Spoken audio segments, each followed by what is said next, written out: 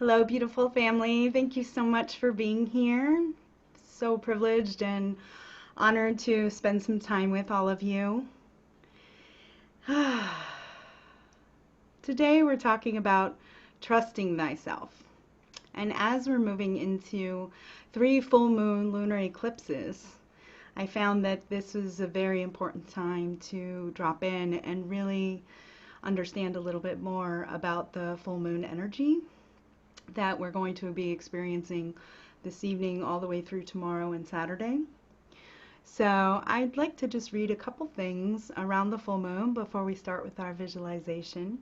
And this is from Mystic Mama. She's amazing. She brings in different astral insights from other astrologers. And she's just been kind of my go-to when I look up astrology. So one of the things that she explains is that Gemini, the constellation that we're in now, the sun sign, these energies reflect and communicate the reality that we all experience through different fractals. So we're in a time of collective and personal awakening. And what has been in the shadows or oppressive or imbalanced across our implemented systems as well as our personal myopic realities. The process of awakening can be painful just as we rebirth the earth. Birth can be messy. So as we go through changes, we can find ourselves in hardship and we have to turn within and begin to trust ourselves and our inner guidance. So we are the change makers of this time. We are here at this time for a reason. We each carry our own truth, but a universal truth is that we're all here ultimately to learn to love. So I'm going to go further down and read a little bit of the second astrology insight. And this is from Sarah Varkas, Astrology Awakenings. To benefit from these energies, we must reclaim the fundamental right to honor our own experience and not have it dismissed, ridiculed, or silenced if it runs contrary to the received wisdom of the time. It takes courage in a world where people are being demonized or discredited for daring to question and reflect more deeply on the narrative that we're being fed. Courageous thought, courageous speech, courageous hearts, open to a new world in which we are not told how things are to be, instead discern through digesting many perspectives and listening, perhaps most importantly, to the voice within that knows our own truth. So with that, I would love to just drop us in energetically and take a moment to close our eyes if you can, and just take several deep breaths.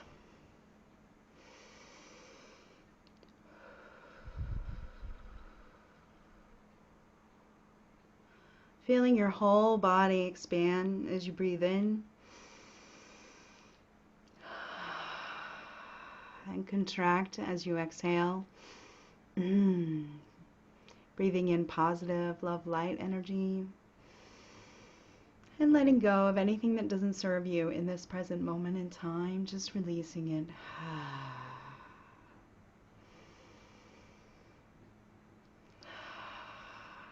Staying with that breath, let us visualize our energy system, that toroidal energy out the top of our crown, out the base of our root, creating this toroidal flux donut energy around our body.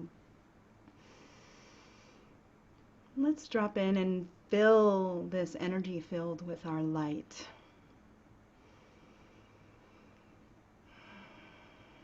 Feeling your expansiveness and your spaciousness. The infinite possibilities that are created in this space.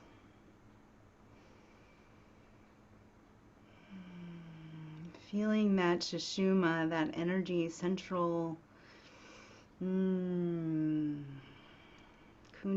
snake moving up and down our spinal cord. Drawing that breath up and then back down. Back up and back down. And meeting that energy from the crown and the root to your heart. Visualizing your heart, pink and green energy. The heart of unconditional, pure love. And just breathe into that love for a moment. Feel your entire being relax in the vibration and the frequency of love.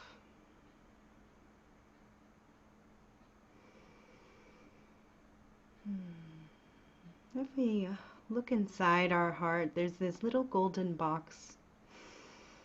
And this golden box has a keyhole, of which you are the key to open this box. Visualize opening this box at this moment.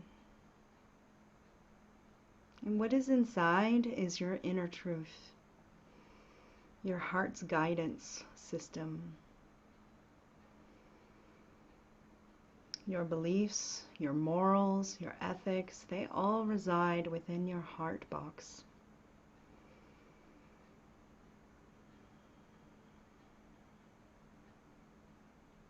Take a moment and visualize what else you can put into this box of your inner truth.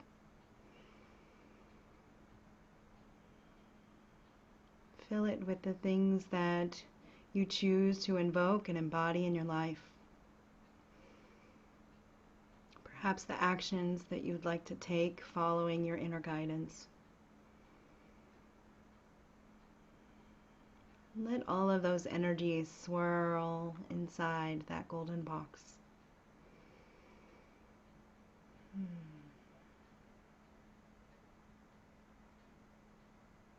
Now you may choose to close your box or keep it wide open. It is up to you.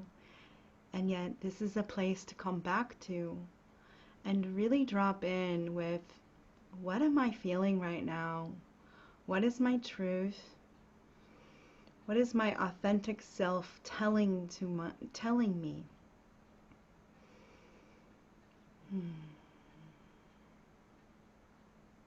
You can always come back to this box and you can look in it, leave it open, close it, put new things in it, take things out and utilize them.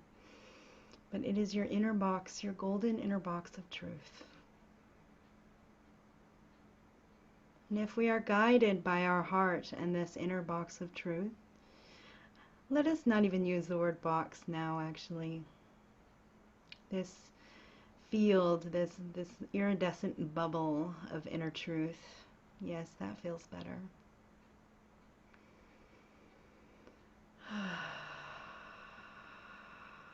But you can access it just as you did with the keyhole and the key. You can access it at any time you choose. Just as you might use a pendulum or some other magical thing to navigate inner truth, you can place your hand on your heart at any time and really drop into what that is. Be guided by it. And allow your thoughts and your words and your actions to follow.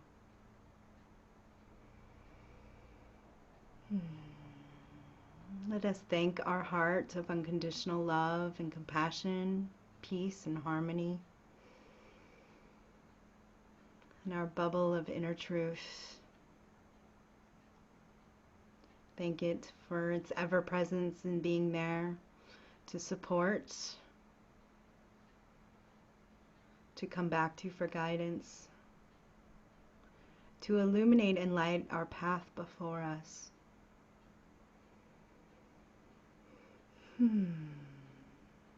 Visualizing that energy field again, moving the breath up and back down and up and back down. And one more time, up and back down. Feeling your expansiveness come back into your body, bringing all that light energy that was in your field, your toroidal flux field, and bring it back into your physical body so that you can be present in this moment. Take a moment to move your body, do whatever you need.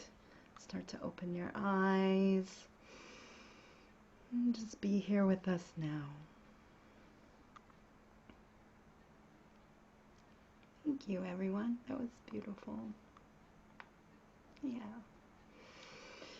So today I'm very excited to introduce all of you. Some of you might know her, some of you might not. This is a new star sister in my family. Her name is Sydney Campos, and she's beaming in from Maui, Hawaii today. She is the author of a book called The Empath Experience: What to Do When You Feel Everything. I met her last year in Santa Cruz at a visionary leadership retreat I just said Santa Cruz, but it was just a beautiful event gathering leaders of our community and really visualizing and co-creating our New Earth paradigm together. So she was one of the leaders, the founder, I believe, of it. So her and I got to drop in a little bit through the weekend, and ever since have just had this beautiful interaction and developing a relationship together. I took several, I was on several calls with her. She did a series called Akashik Awakening, and that was amazing, tapping into the Akashic records and different timelines, and just opening abilities with others who are empathic at this time, and really kind of opening the doorway and giving us permission to seek out guidance and to develop our capabilities and our special talents, and to be courageous and speak up and speak our truth. And I so appreciate her in so many ways. So thank you, Sydney, for being here. And I'd love to just drop in if you want to add a little something to your introduction before we get started with the interview. Oh, thank you. It's so beautiful to be with you. And I don't have anything really to add other than that I'm really grateful for the opportunity to explore the topic of trust Yes. in this particular moment. Awesome. Thank you. Well, with that, why don't I just ask you, what does trust thyself mean to you?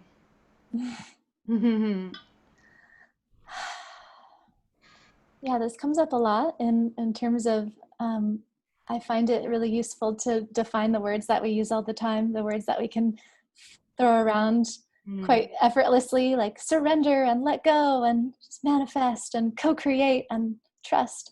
And what does it really mean? And how do we actually embody this? And I spend a lot of time writing and thinking about this, actually, this particular concept.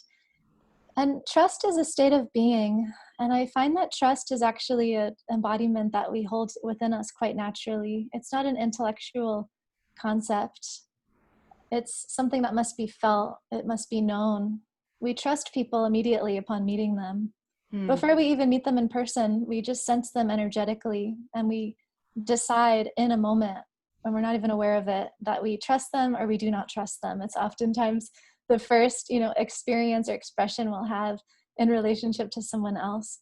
And I find that when we are, distrusting of many people outside of ourselves, it's usually a reflection of an inner state of distrust within ourselves, right? And this is where it gets really paradoxical, because if trust and love, right, is our divine inheritance, our natural embodiment, why would it become such a massive issue that everyone, is pretty familiar with, that, where it's difficult to trust ourselves, or I need support in learning how to discern, how to trust myself and how to trust my intuition. Like, where did these issues even arise if trust is our natural state?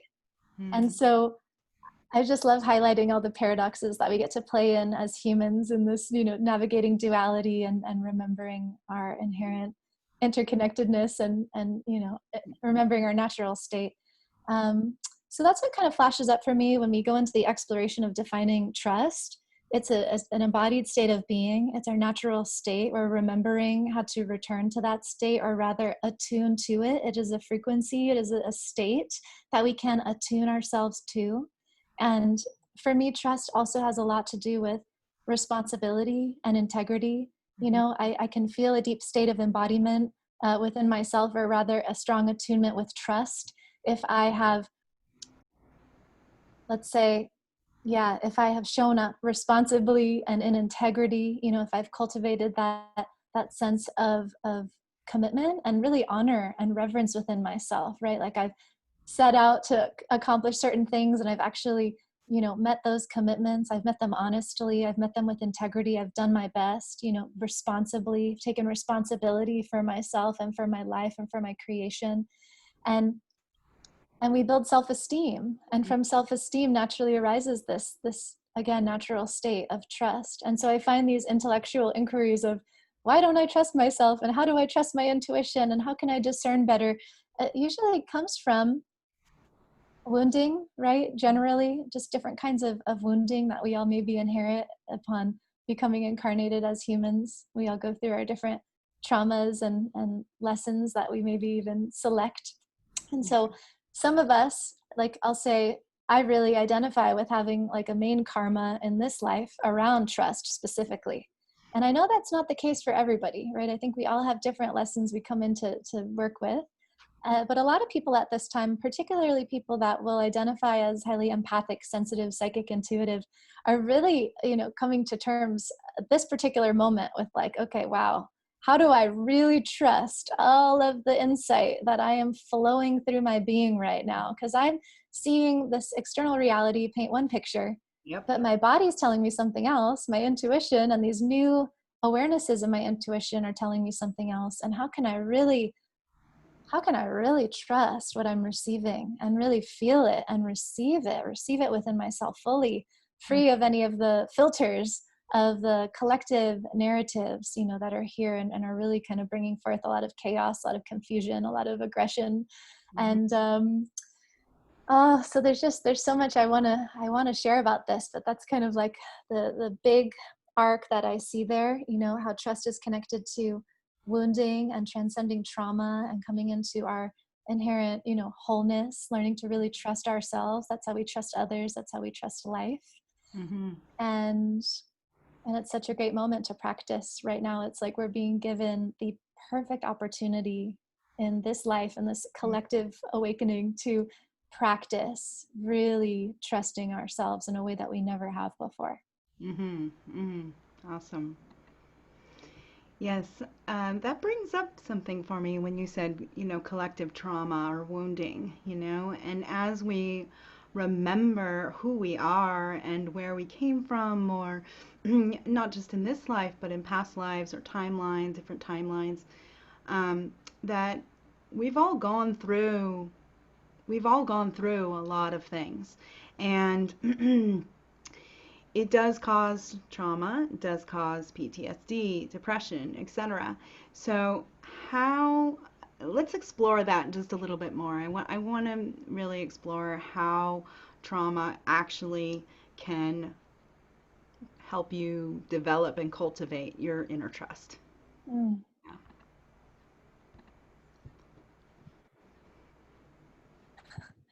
I feel like books are written about this particular question, and I just want to tune into what feels like my truth in this moment. I have written quite extensively about this in my book, The Empath Experience, for example. I mean, a lot of my awakening actually involves, you know, coming to terms with the fact that my empathic sensitivity, my psychic sensitivity, literally developed in response to, you know, growing up within a family dynamic.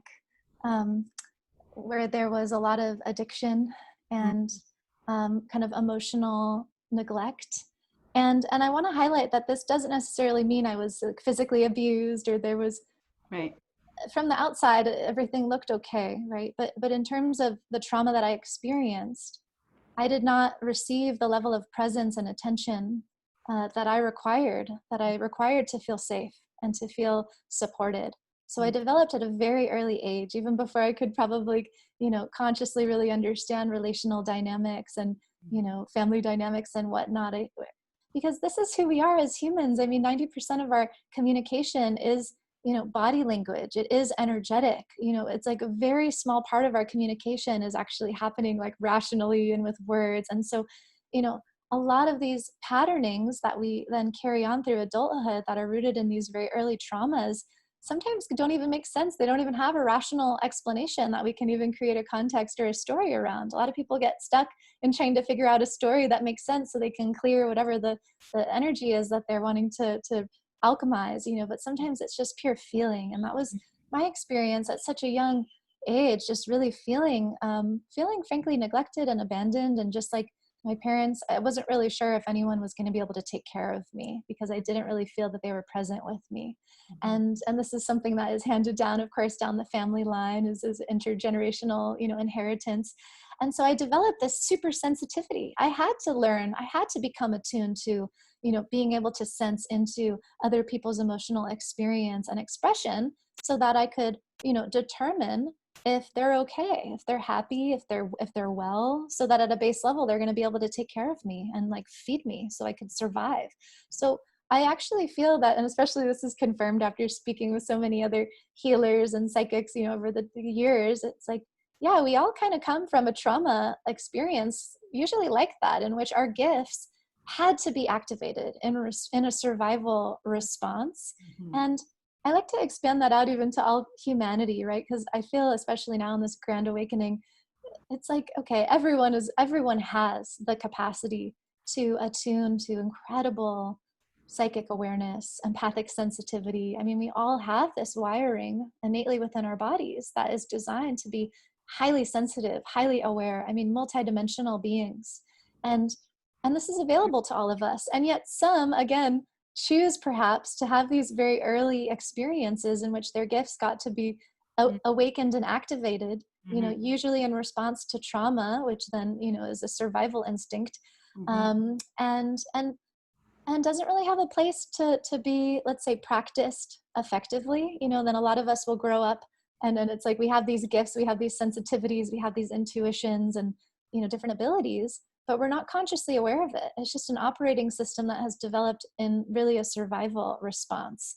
So it's actually quite unconscious. There's not a conscious understanding of our gifts. So oftentimes what are actually gifts can be perceived as a great burden, as a stress, as something that makes you feel different and weird, or that something's even wrong with you. That can come with tons of anxiety, diagnoses. I mean, you know, all of it, until it's made conscious, until these energetics and abilities are made more conscious, you know, they can seem like major problems. Actually, I know that's the case for many people awakening right now who are just having their sensitivity turned on in response to the massive collective trauma that's being programmed, you know, hugely and just in our face. We're being with so much traumatic memory right now, and most people are not resourced to deal with it.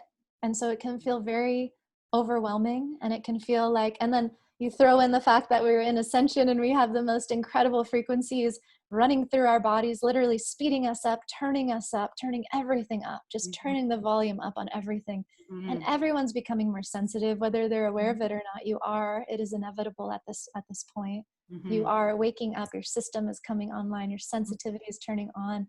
And yet it's scary. It's like, I feel this experience happening collectively of people kind of like coming to. It's like that jarring experience of like, oh my God, I have feelings, I have a body, I have intuition, and it's so much. And how do I even learn how to be with this? How can I even be a human? How do I do this? How do I work this thing? Totally. Oh, well, so well put, so well put. And with that comes the question, are there any tools or tips or guidance coming from somebody who's empathic herself and has developed and cultivated these abilities that you can offer to people who are awakening at this time and being turned on or having their Kundalini experience and just like, whoa, okay, I see the matrix, I see what's happening, and how can they turn into their inner guidance system and learn to trust that? Hmm. Well, I wrote a lot about this particular question. It's again another question upon which many books could be written, and I'm proud of the guidance and the practices that are in there. I'm also working on a new project called the Consciousness Code, It's an eight-step path to recovering or awakening your higher self. I really feel like we're in a recovery process. Like, I actually come from a background of addiction and sobriety, getting sober, all that, and doing 12-step recovery. And I've always felt like, okay, what's next after you put down the addictions and the substances or whatever the other root issues of those substance addictions were in the first place, which are usually always emotional and spiritual issues. You know, once you've done a lot of work there's this other recovery process, I feel, that is upon us, you know, that is really about recovering one's own divinity, your higher self, being authentic, in which your natural state, again, is to trust. You just are trust, and it hurts to be anything other than truth. It actually physically is painful to be anything other than truth. And this is another way our body is really wired. As we sensitize, we actually experience dishonesty as painful in the body. So in response to your question, there's so many things I could share, and I'd like to just offer it right now in this moment, the practice that wants to be shared, you know? Yeah. So I just invite everyone to take a deep breath, close your eyes, and let your next breath be deeper than the last, the deepest breath you've taken in all day. And can you really just stop everything and just breathe? Can you really stop and slow down all of your systems and just settle into your breath and let it go deeper? And maybe you notice the mind, and maybe you check in and see how's your energy, how's your emotional body, how are you feeling? What thoughts are you thinking? Just observe, feel yourself as that observer, continuing with a deep breath. And then really connect with the earth. Really breathe in through the soles of your feet, make that energetic connection with the earth. See if you can even bring your breath all the way low down into your feet. If you can even bring your awareness that far down.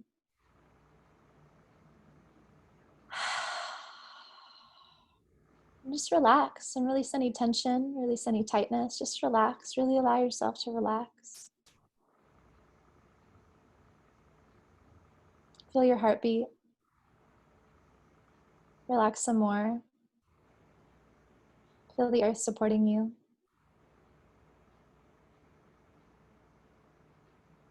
Maybe you feel a little silence, a little stillness. Maybe you even sense some of the subtle energetic currents that are available to us now, which are so electric and so powerful. Finally feel those moving through you and as you.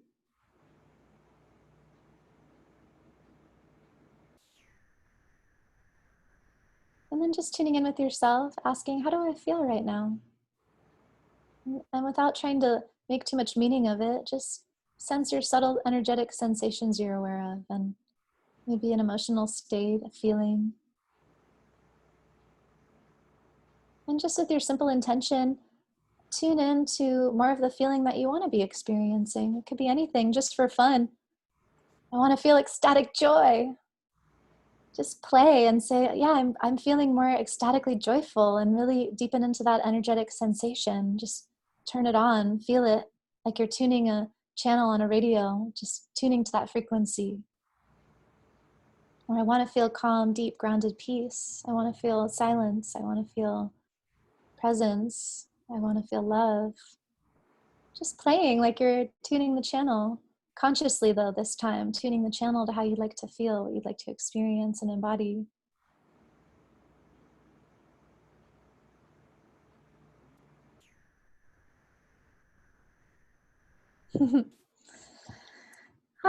Yeah, and it's just so simple. It's like such a simple, not so many practices in one, but could you imagine what life is like if we give ourselves a few moments? That was like maybe a minute and a half, you know, and if we go through life as more of a meditation, you know, when we're actually practicing presence. And I don't do this perfectly. I mean, I let myself get taken on all kinds of rides, especially when the energy is all wild and, you know, we're just evolving so fast. But I remember more often than I used to come back to the simplicity of the breath and then playing. Like, we're literally tuning forks. We're human tuning forks.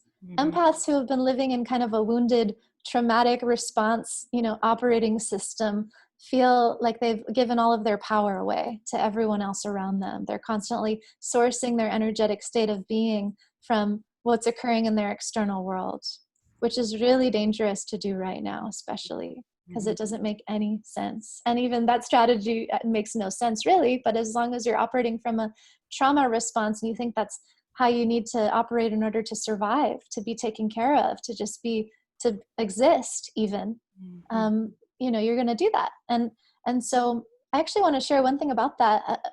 You know, this is coming up for some reason to mention, and it relates to your question. I found this in my own path, and I think it's true for many people that resonate with, being highly empathic and developing this like survival response, having to tune into everyone around you to determine if you're okay, to even determine how do I feel. I can't even, for a long time in my life, I didn't really know how to feel or how I really felt. I had no connection to myself because I had lived my whole life tuning into how you felt to determine how I could then feel, managing your emotional expression and experience so that I could again be taken care of and manage your impression of me, sourcing validation from you, sourcing attention.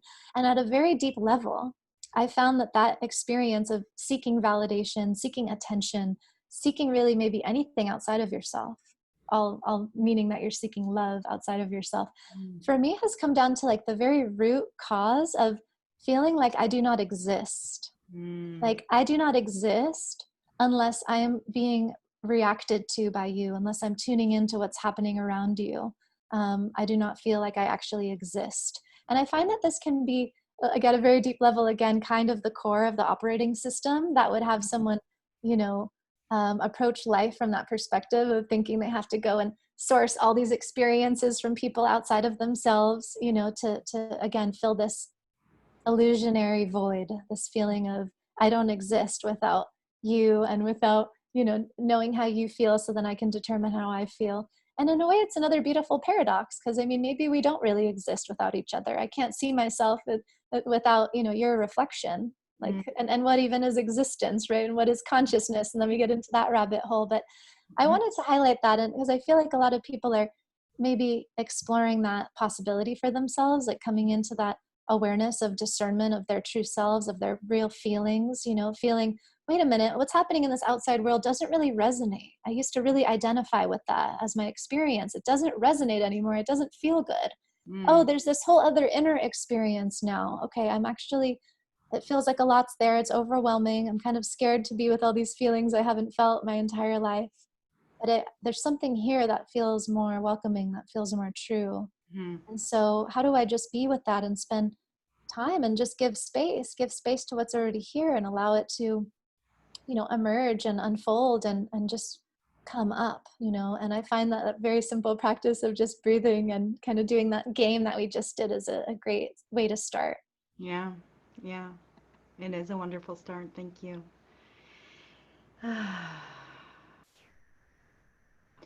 Indeed, personally, I've been really connected to energies. Like I'll walk into a room and I'll see somebody, and if I'm energetically attracted to them, it's like it's like I feel them and I know them on a deep personal level already without even having met before. So, whether this is reuniting with friends and beloveds from past lives, whether this is in energetic resonance with their frequency, um, but I'll usually find that I feel it in my body. So, something that happens for me when I hear or say the truth is I get goosebumps all over my body. Like my hair stands on end. It gives me a full body yes. It's just like, whew, yes. So, are there any other gauges that you can express for people who are just starting to wake up to their abilities, whether they be psychic or empathic? Are there any gauges or things like little signs that can tell somebody, um, like, yes, this feels good in your body, or no? Some people use muscle testing, some people will use their body as a pendulum, like hold a product that they're thinking of taking, and then they can lean forward and they ask for their yes. Usually mine is a lean forward. They'll ask for a no. Usually mine is a lean back, but sometimes it's a spiral. and they hold the product and they say, is this for me at this time? You want to be very specific, and they'll get their yes or their no. So we can gauge our inner truth by little guidance system, like little tips. So I'm hoping you can share a little more around that.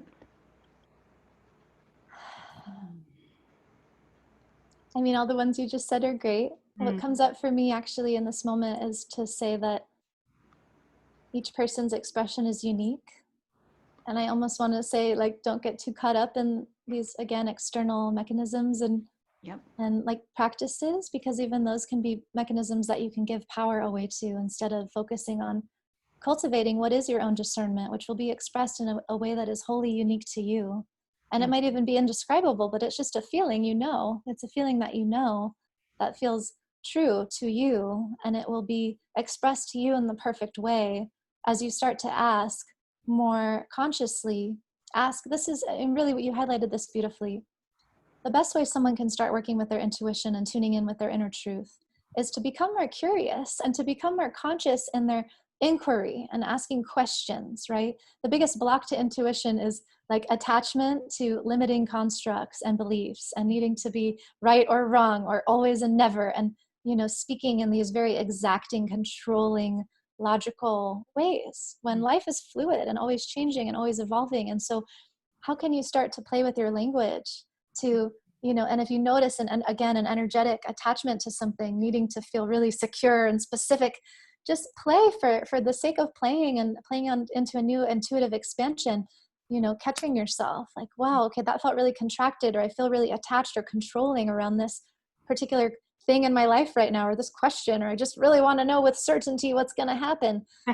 This is a really good time to practice asking questions and asking the questions that feel good for you to ask, and playing more in life. Like if you catch yourself in like a scarcity consciousness saying, oh, well, that will just never happen. That never happens for me. It's always hard. It's always like this. Catch yourself and say, well, wow, how could this actually be so different than what I could ever expect from happening? Like, what mm, could be the best case scenario? What could be something so beautiful? Like, one of my favorite questions is, what is the greatest gift that I'm here to receive in this moment? And yes. you can ask that of yourself every moment, because why else are we alive other than to give and receive our own gifts and to give and receive gifts to each other, And I love that question. It's profound. And Mhm. that will start to bring on your imagination, which your intuition communicates through, right? So it's just attuning to these different energetic channels, right? As opposed to living in this very confined construct of like, this is my life as I understand, and this is always what happens, and this is who I am, and I will always be this. And it's very safe and secure and familiar, but it is not designed for your highest evolution. Mm, mm-hmm. Yeah, well put. Thank you. Yes. Um, yeah, I'm going to bring this up because I'm going through a course called Weaving the Dream Matrix. And it's been beautiful exploration of recalling your dreams and knowing that they're here to guide us, and through their symbology and our experience and our interpretation of them, our tending to them, the dream tending, that we're able to get more hits on what's going on in our waking life, or um, some hmm, almost like what we dream are messages for us in our subconscious to utilize in our waking life. So can you share with us perhaps any of your experience with dreams and connecting that to your inner truth and guidance system? Hmm. Yeah, I was just sharing with a few friends earlier today, the last couple of days, like I wish I feel like I'm in my full-time job lately in dream time. I'm doing my work and I'm Yeah. supporting a lot of people and beings and doing a lot of travel, a lot of late nights, Mhm. at late night shift, the night shift as we call it. And in many ways that space feels more like my home frequency reality than maybe this moment at times. So that's something I'm constantly kind of just playing with, and and so much healing is happening lately, and Mhm. it's so real. And whether I recall it vividly or not, it doesn't matter. It's like so much healing is happening. Very real connections and healing and transformation is occurring through our various soul family constellations, not just on Earth. So much is being done, so much subconscious rewiring, body reprogramming, like recircuiting. It is just, we are going through it. We're going on like these energetic marathons each night. And that's been an experience of most of my conscious life. You know, like I kind of chart my awakening back to 2011 when I got clean. And then it was like a year of, you know, probably around 2012 was when I really like came to. It took me about a year to detox fully from everything that I had in, you know, in my system. Um, and so, yeah, 2012 is really when I started to become more consciously aware of like multidimensionality and dream recall and being able to do more meditation, being able to actually sit still. And I find all these things are connected. The Mm-hmm. more we train our capacity to be meditative and mindful and present, the more we can really intentionally work within our dreams, the more we can really program our experiences in our dreams to even do the subconscious clearing and rewiring required to, you know, manifest in this plane, you know, the energetic architecture that is required for the physical to come into form. And so something I love to do before dream time, and we do this practice actually in our Akashik record facilitator training, which I love to share with people, is, you know, before you go to sleep, it's like some of the most important moments of your whole waking day. It's actually like the moments right as you're waking up and the moments right before you're going to sleep. They're like the most important times to be very intentional and conscious of what you are thinking, what you are feeling, how you are being, you know. And so before you go to bed, I love to invite people to imagine yourself surrounded in a white pillar of light. You might work with even a golden light, whatever really resonates for you. And this light is this infinite source connection that's just really connecting you to infinite intelligence, your higher consciousness, to all that is, to the known field. Mm-hmm. And you're in this bubble of protection and purity and clarity and just pure presence. And once you're in that space and you're really present and you're calm and you're centered, start to feel into the intentions that you have for what you would like to experience, create, heal, or transmute in your dream time. And Mm-hmm. if you've been doing a lot of work actually in dreams, sometimes it's good to set the intention that tonight I will be left to rest and I will have deep sleep. And I'm taking the night off from doing all this service because I need to regenerate. And a Yeah. lot of people actually don't. I've had that conversation many times. They're like, oh, I can say that, I can invoke that. Mm-hmm. Yes, you're in charge. You're Mm-hmm. in charge. But just like empaths can be disempowered and feel like they have to go be taking care of everybody all the time, we can do the same thing in dream time. If we're thinking that subconsciously we have to go do all this work and we have to go be of service to all these other spirits and all these other people, and we're in some way seeking validation, we can even be showing up that way in our, you know, other dimensional realities. So I find that very interesting. So be very intentional with what you would like to experience and receive and program, deepen into, manifest. Mm-hmm. And it doesn't have to be a long process, but just be really clearly attuned in your intention right before sleeping. And then as you are awakening, try to catch yourself again in that lucid moment of awakening and feel yourself again in the white pillar of light, and just go right into, before the mind just starts to run and do its thing and go into whatever it wants to do, catch it and start feeling into gratitude, celebration, like remembering, you know, aspects of your dreams, things that were beautiful, things that felt really good, celebrating the healing that has transpired, and feel your body.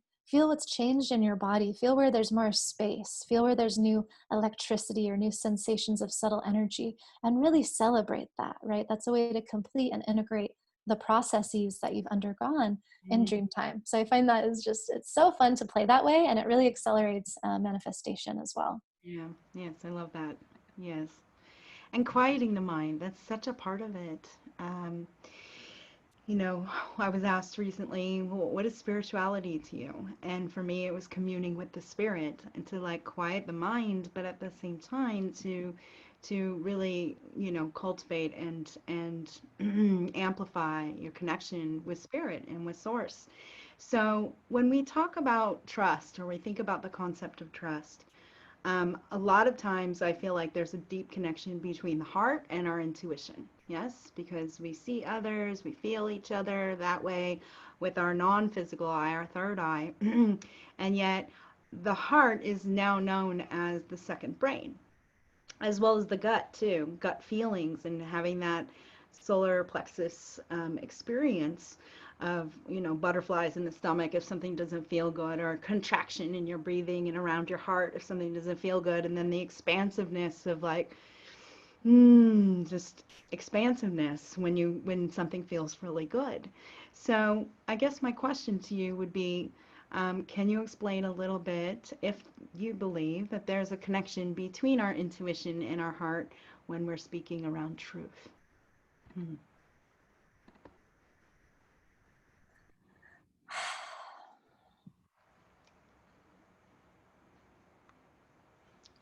The heart is actually our first brain.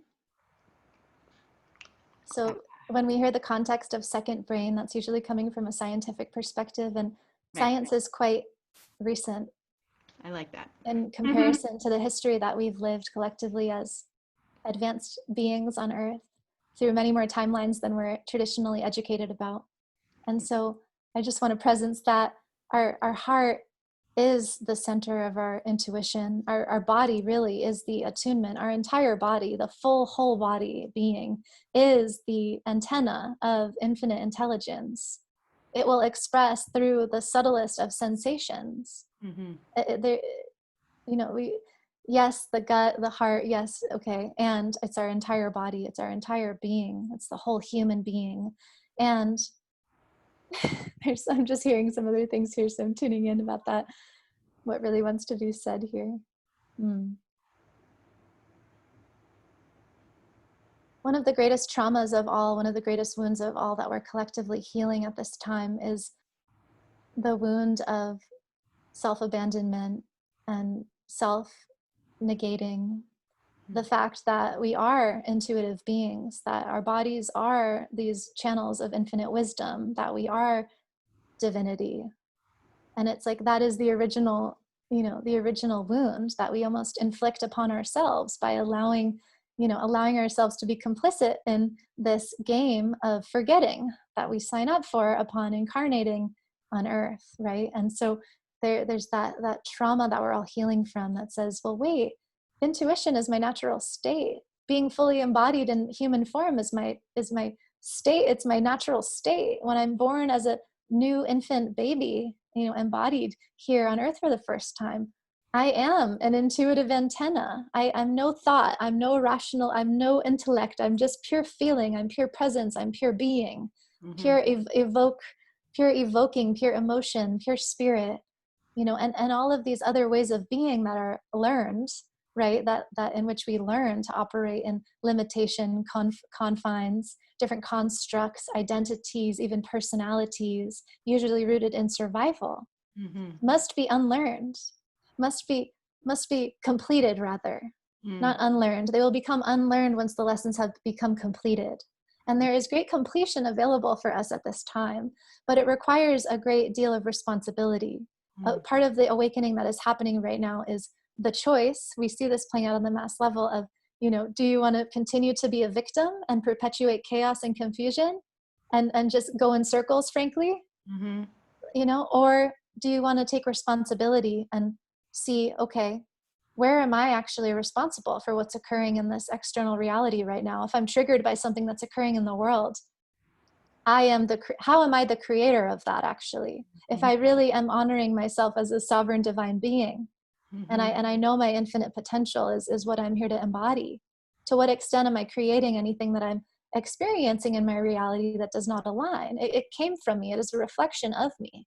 Hmm. And that's very confronting, because it's very confronting. It requires a level of honesty and maturity that most humans are not supported in developing in their life yet, you know. And yet there's this choice. There's a choice to begin to cultivate that, to become curious about that whenever you would like.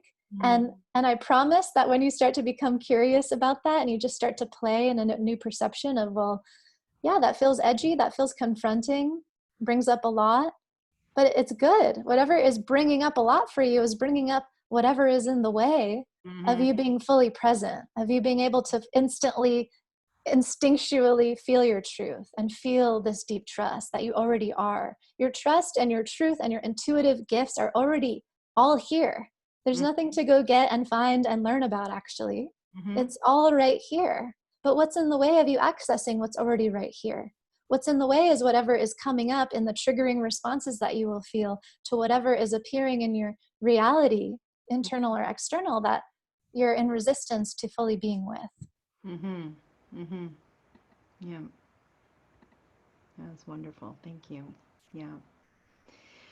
Well, with that, perhaps we can just dive in for a moment about about the shadow side and about exploring our shadow and what the truths are there, or what kind of truth is there for to be revealed to us by going through our deepest, darkest, you know. I feel that when I write, I have two separate journals, and one is like the dumpster, just like, blah, this is what I'm going through, and all my behavior patterns and the things that don't serve me, and like the pain and the hurt.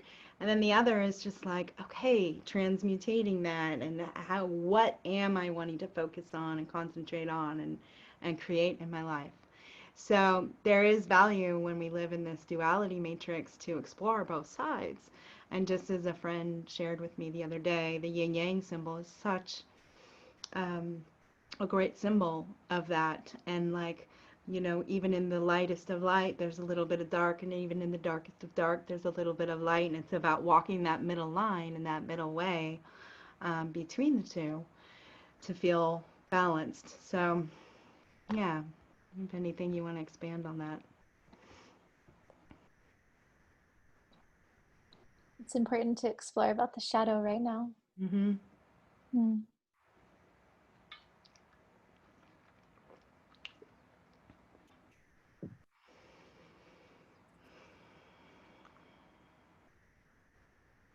I almost feel like what I notice as I receive that is like almost like a resistance to Mm. like answering the question in the way it was asked, because I feel that so much of our language, I'm present to in this moment how so much of our languaging and the way we're conditioned to speak, it kind of keeps us in this entrapment of duality and continuing to operate within separation consciousness and seeing and just seeing the polarity everywhere. Our language is literally, you know, developed to keep us in duality and separation. So I just want to highlight that, because I felt a resistance as I asked that question. Like, that's not even, when I tune in with what I feel is my divine expression, which operates in unity as much as possible, sometimes it can be challenging to receive the guidance if the question I'm asking is really rooted in this like dualistic perspective that can't even, it's like a trick question. It can't even be answered from a unified perspective, which is what we're really after. Understood. So I'm asking for a different way to explore that. Yeah, Okay. maybe that's just it, you know. Can we, I feel like everything we're pointing on today and what's really present in my awareness is all about becoming really curious about ourselves and the way that we're, you know, maybe operating on autopilot, and the way that we're like grasping, what are we grasping towards and attaching to and wanting to really like have certainty about, and where can we create just space and just like let go of the grip and let go of tightness around anything and everything, and just come back into our own presence and our own spaciousness. And something really beautiful happens. I mean, if you've ever done like a long meditation retreat, for example, or I mean, I'm sure lots of other experiences correlate to this, but something really cool happens. You know, if you're just meditating for a couple days in a row and you create a lot of space and the mind kind of follows this trajectory, usually you'll see this if you've done a few different retreats. It's like by the third day, your mind's still kind of crazy, trying to figure everything out. There's not a lot to do. So the mind's freaking out, trying to make plans and you know, navigate. And then at about day 3 or 4, you can tend to start to drop into actual presence and like stillness and quiet. And something happens in that space where, wow, energy that's naturally here, that is feeling, you know, let's say dissonant, that's held in the body, that we might easily label as like a shadow energy or a repressed emotion, painful feeling or memory, will just naturally start to come out. It will just come up when there's space created, when there's stillness and quiet allowed for, when everything is really welcome to flow. The body and our consciousness do this really amazing dance where they just naturally start to clean out and clear out whatever is not really ours to hold anymore, whatever is not in support of our authenticity, of our highest evolution. It will just start to clear out. But that tells me that, wow, in our waking life and in our busy day-to-day life, we're just moving and moving, and there's not enough space. So our body can't do its natural process, which frankly is to do shadow work and is to transmute the shadow and is to transmute density very, very effectively, very easily, very naturally, sometimes without any intellectual awareness of that being the case. It will just occur. I feel like it is a naturally occurring process, but we must take that responsibility and do that practice within ourselves of just creating the space. And I feel like so much of even this quarantine time was literally about that, which I kind of laugh about. I'm like, oh wait, we're getting all this space so that the shadow can come up and we can finally be with these layers that we don't typically give ourselves time or space to really be with in preparation for this whole new rebirth, which really, again, the way energy is evolving on this planet, we just don't really have a choice other than to take care of ourselves completely and get really,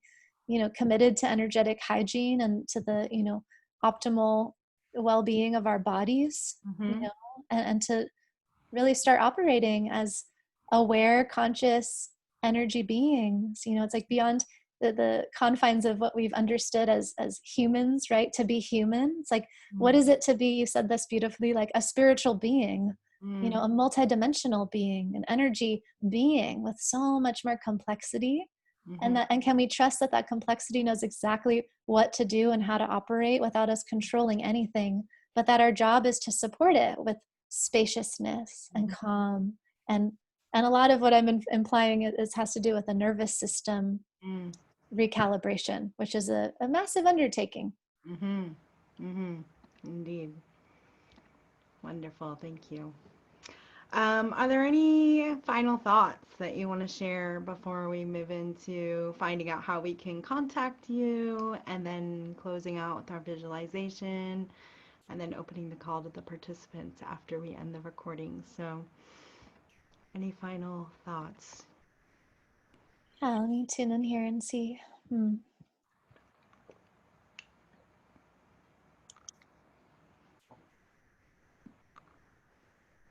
Yeah, I just, our presence, at the end of the day, it's like, I almost feel like every conversation we could have in this context of awakening and intuition and trust all comes down to our own presence.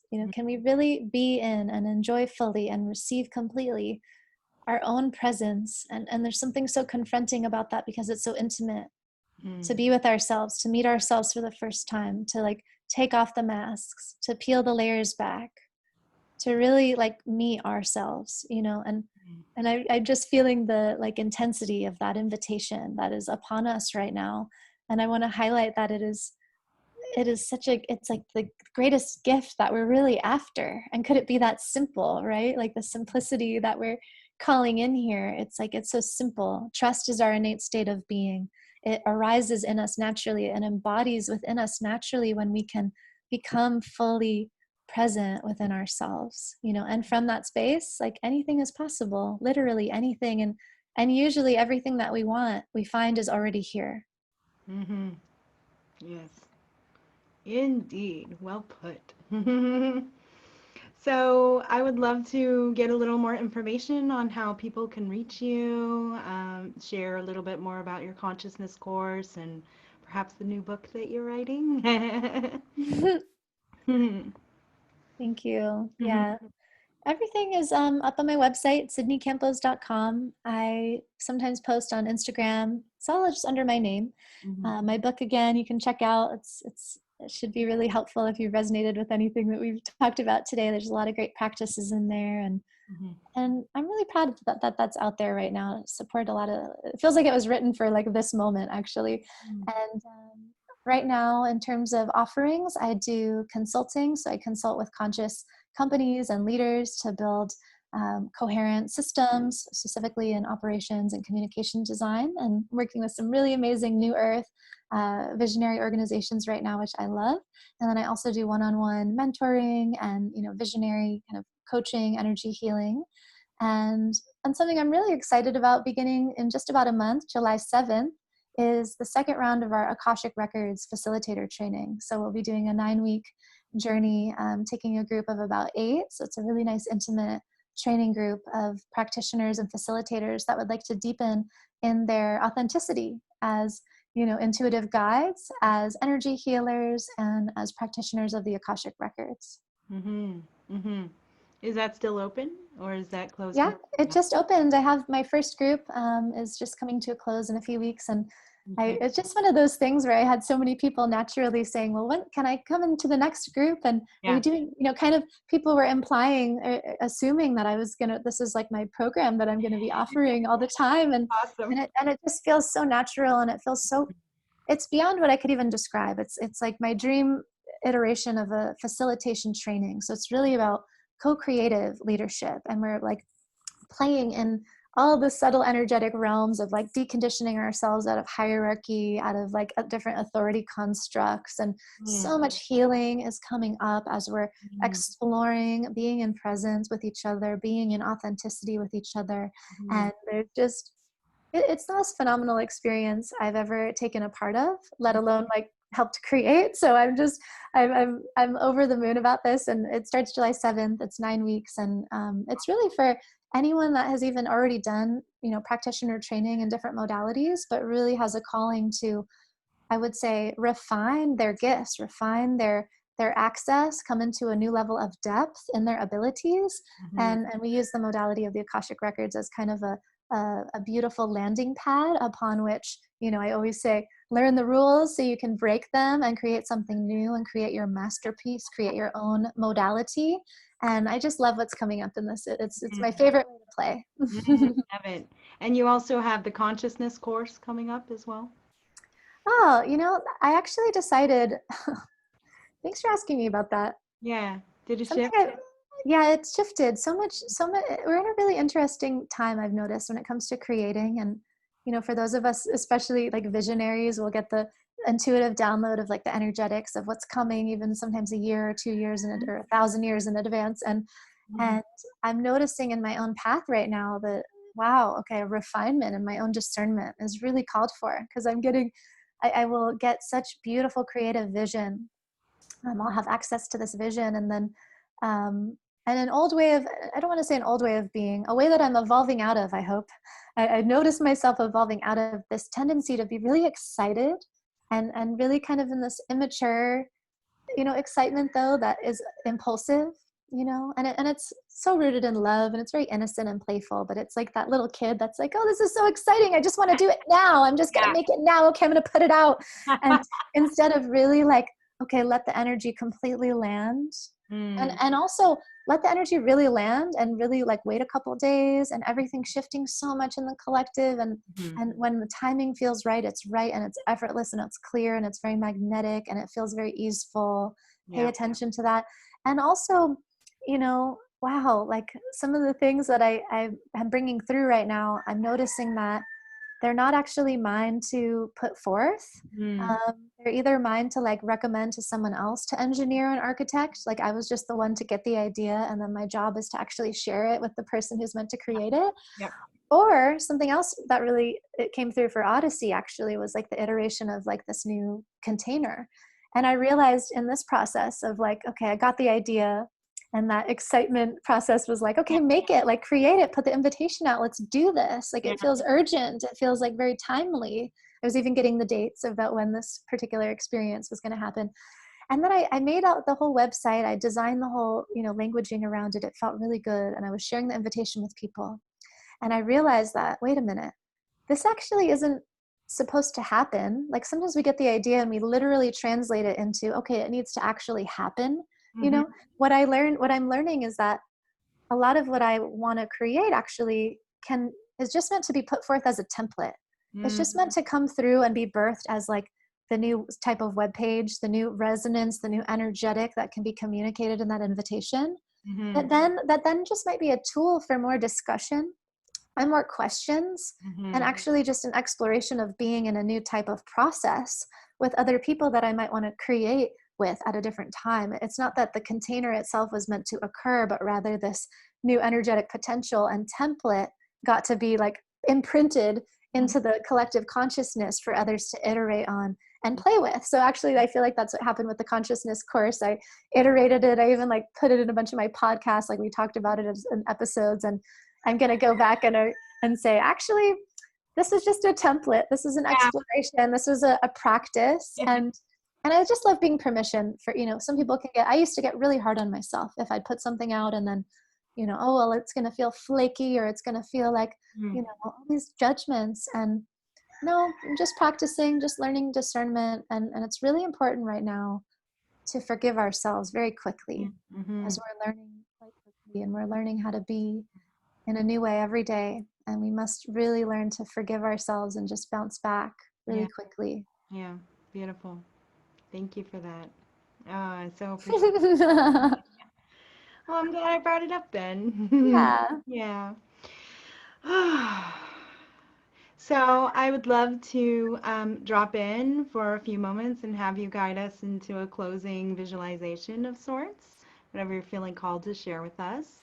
And before that, I just wanted to say thank you, everyone, for being here. I really appreciate your presence. And next week, on June 11th, the day before my birthday, I will have a special guest, Stara being, and we'll be having a discussion about co-creating our earth together, co-creating our world. So, what that might entail and embody for all of us at this time. So, thank you, Sydney. I'm so grateful for having you today. So appreciate your time and love and energy. You're just such a beautiful channel, and I really appreciate the work that you're doing in the world. So, thank you. And I'll let you close us out. Wow. Thank you. All the same to you. And I look forward to weaving and supporting each other in this beautiful evolution that we share. And thank you for all who have chosen to be present with us in this moment. It's an honor to share space with you. And anytime that we gather, it is a sacred space of infinite potential and attuning to our infinite potential, attuning more deeply to our trust, to our heart's wisdom. So I really honor us for this. The answering of this invitation today and the practice that we've shared. Yeah, let's go ahead and connect and just really become present in your own breath. Drop your breath all the way down again, all the way down into the root of your spine, down into the soles of your feet, down even into the space beneath your feet, into the earth. Just take a few really long, slow, savory, deep breaths. Feel what it is to be you in this moment.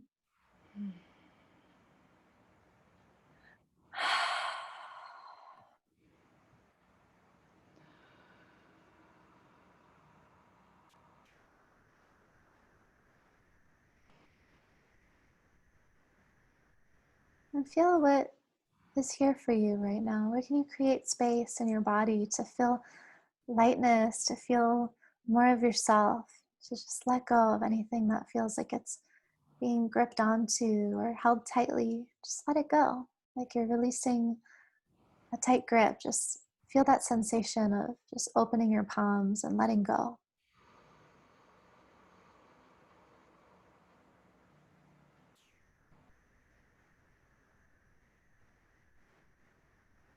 What's coming through is a compassion and forgiveness practice.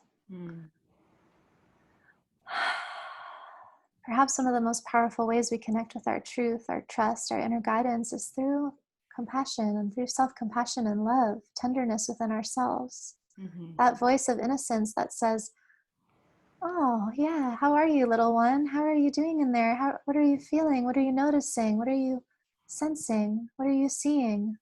That the eyes of a child that we have within, that it can see the world anew in any moment that we choose. And such an innocent, yet so powerful, such a powerful divine presence that we are. This divine child each and every one of us has within us. And so just maintaining a really lengthy, slow, relaxed breath. Make sure your whole physical body feels so relaxed. Like you're holding on to nothing. You're releasing the jaw completely. You're releasing the back and the shoulders. Just doing a body scan to really release anything that feels tight or tense.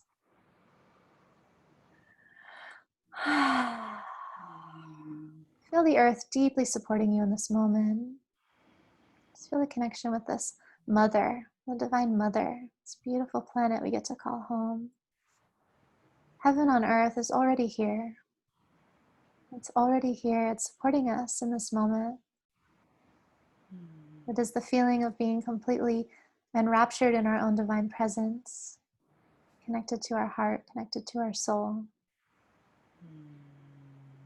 And see if just within you, maybe within this heart space, you can start to call forth this sensation of this inner being, the inner divine child within. Just connect with this spirit, connect with this aspect of you. Maybe you even imagine a little version of you at a younger age. The first age that pops up is perfect, and maybe this little being even pops up right next to you, and maybe it's just right next to you, wanting to hold your hand, wanting you to scoot down to look in their eyes. Just notice how this energy orients to you. Not making any meaning about it. There's no right or wrong way to be. Just being, pure being. There's no right or wrong way to be. There's only you and the way that you be, very naturally. And just see if you can make eye contact with this inner being, this little you, maybe at this younger age, and see if you can really connect, like you're looking in the mirror, taking a few deep breaths together even.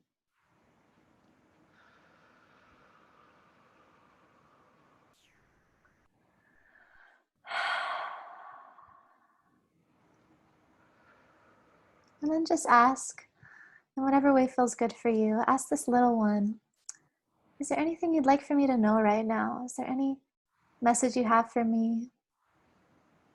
I'm here, I'm listening, I'm completely present. I'm available for you.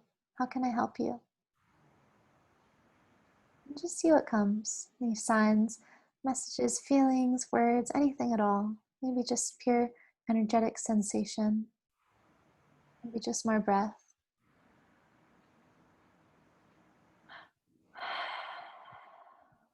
Maybe a really clear message. Maybe an emotional release. Whatever's here is perfect. All is welcome here.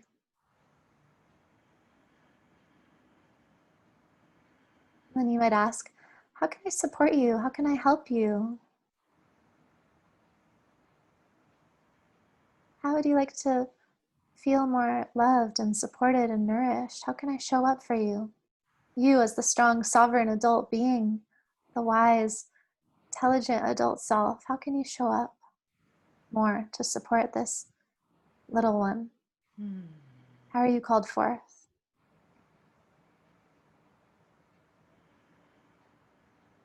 And just really receive that guidance with all of the love that it is. It's all always love. It's all always love here. That's all that there is, really. Deepening in love, in your own love.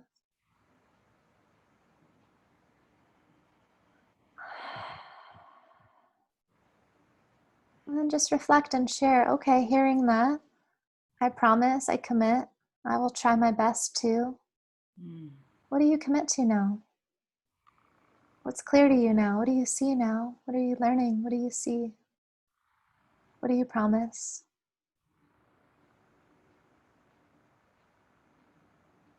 And just feel that intention completely received, completely felt, completely anchored in. Noticing the subtle energetic shifts in this exchange. Also opening in this moment to receive any energetic healing and support available at this time. Always available to you from your guides, from your spiritual support team, your entourage, always working with you.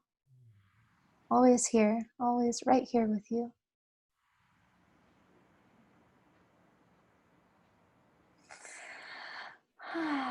And then maybe gazing one last time in that little one's eyes and just giving them a hug or a loving acknowledgement, a smile, a kiss, whatever feels right, whatever feels good.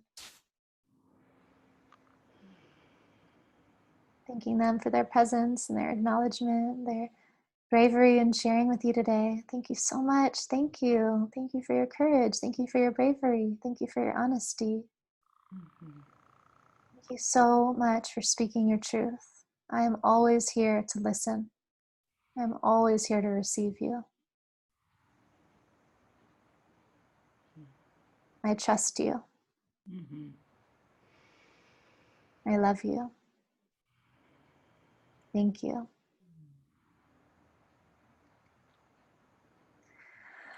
And then just feeling your own body again, feeling your own heartbeat, feeling your own energy field. Maybe even pulling your energy field closer to your physical body, like you're just in a moment's notice, just pull your energy field up to the border of your skin. So you feel like you're wrapping yourself in a warm blanket. Just like zip yourself up. Feel that tight sensation of just holding yourself in this beautiful field, this basking in your own light, savoring your own presence. It feels so good, such a sanctuary, such an oasis. Feeling so held and supported, having everything you need, infinitely always connected to Source, extension of Source, reflection of Source, and all that is. Everything's here. Everything that you could ever want, imagine, it's right here. Just feeling that in your presence.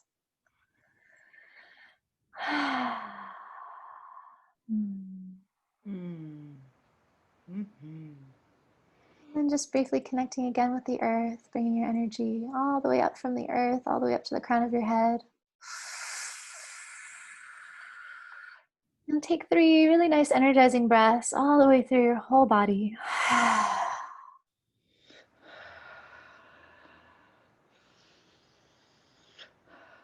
And to complete this process, it might feel nice to rub your hands pretty vigorously together, generating some heat between your palms.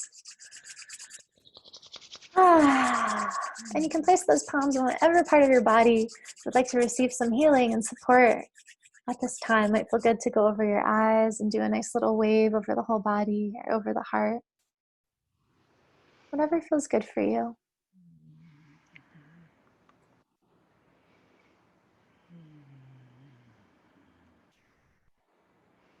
Thank you. You.